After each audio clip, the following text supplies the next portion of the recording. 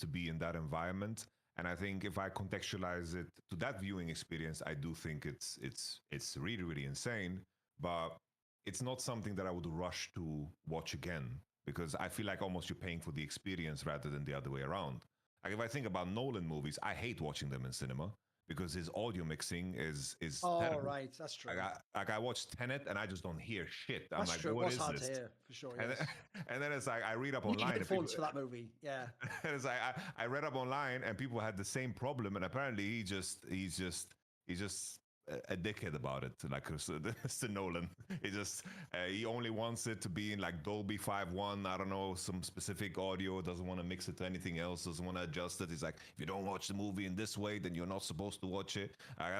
But I guess you have to be a little bit eccentric if you're operating on that level. So in the context of that, I like the Avatar movies, but for very different reasons than what I usually watch.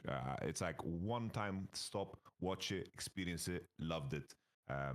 Because the story in itself, it's rather generic. It's like it's basically Pocahontas with a bigger budget, right? It's like, oh, you get into these foreign lands, you have an understanding of it, you try to integrate, and then you realize that the group you're a part of is trying to rob everything, and then the second one was just like a continuation of that like story. It's like, oh, there's a challenge that you have to defeat, or there's a downfall. It's just like the usual cookie cutter process. And with that in mind, I guess I've said my piece.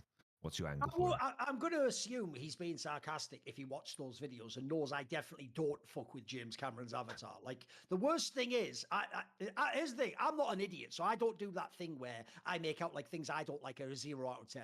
Avatar's just like a 5 out of 10 film. For me, it's just a mid-ass film. Now, I will say, as a piece of a caveat, 3D vision